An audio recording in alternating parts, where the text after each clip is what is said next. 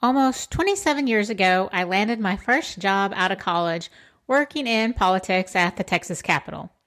I was young, I was learning a lot, and I met a lot of new people.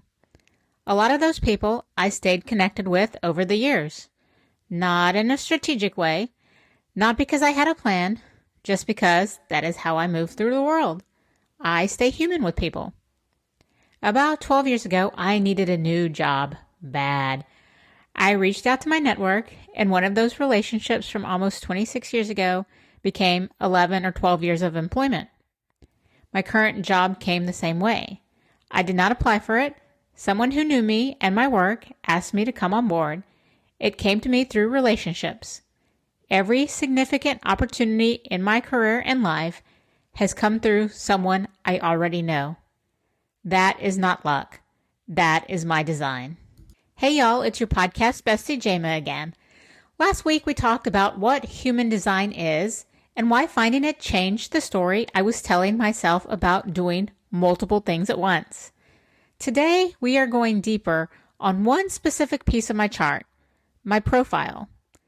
I have a 2-4 profile, which means I am half hermit and half opportunist. The tension between those two things explains so much of how I have moved through the world that I could not wait to record this one and share with you guys. We touched a little bit on the hermit piece last week, but I want to go deeper today because there's more to it than just needing solitude, although that's my favorite part. The 2 line is called the hermit because people with that profile have natural gifts they genuinely cannot see in themselves.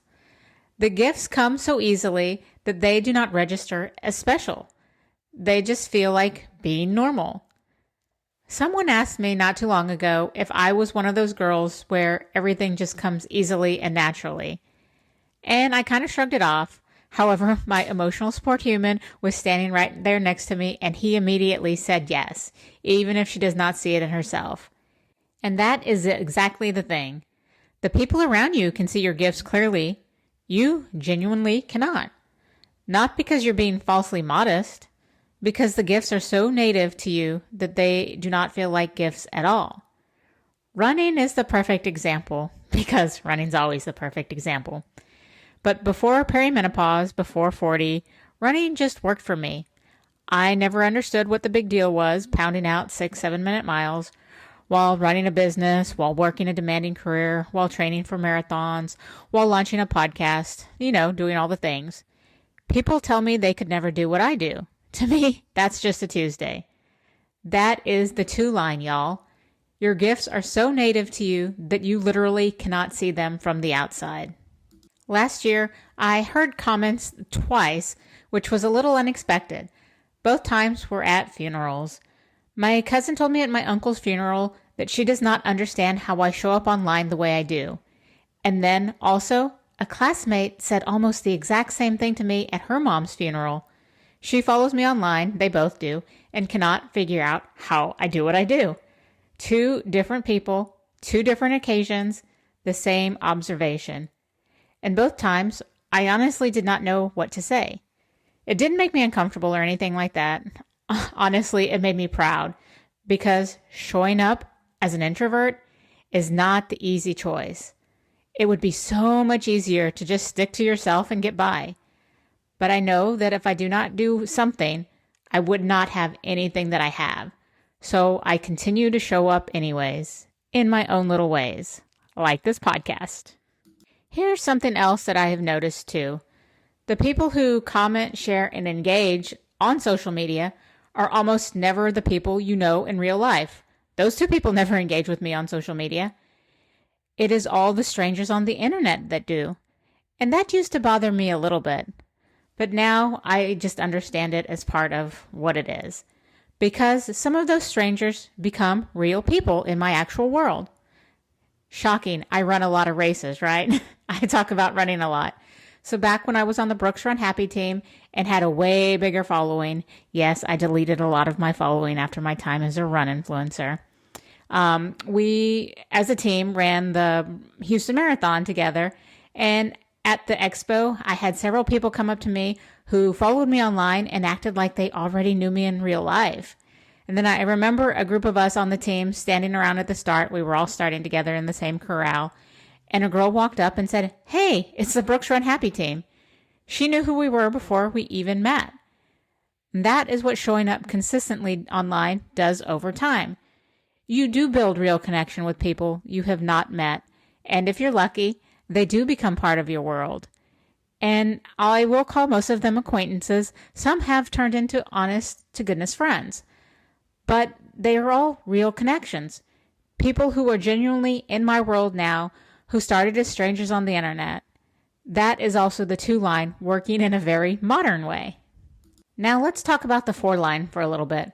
The 4-line is called the Opportunist because people with this profile create their biggest opportunities through existing relationships, not cold outreach, not networking events, not sliding into strangers' DMs, through people they already know and have known for a long time. My photography business works the same way. People hire me because they know me, like me, and trust me. SEO, or search engine optimization, brings new people in through Google, and that matters too. However, the clients who come back, who refer their friends, who book their daughters for senior portraits because they have watched me work for years, those all come through relationships. My time at the Texas Capitol is the purest version of this. A relationship I maintained simply by staying human with someone over all the years. When I needed it most, they were there. Cold networking has never really worked for me. The big network events where everyone is handing out business cards and working the room or chatting everybody up with small talk, that environment drains me and rarely produces anything real. Not because I'm not good with people, because my design is not built for that kind of connection. My network grows slowly through genuine, sustained contact over time. Definitely not through hustle, but by staying human with all the people I meet. Let me give you an example of this. I was at a networking event and I was sitting at a table by myself. Story of my life. A lobbyist came over and asked if his interns could sit with me. He told them to watch me and pay attention because they could learn a lot about how I do things and how I did this. And honestly, I didn't think much of it, and I didn't think I was really doing anything special. I was just sitting there. People came over and we talked. That was it. At the end of it, one of the girls came up to me and said something that caught me completely off guard. She told me how easy I made all of this networking stuff look. And I had no idea what she meant because I was not doing anything intentional. I was just sitting there. That is the 2-line, showing up inside the 4-line story. The gifts are invisible to you.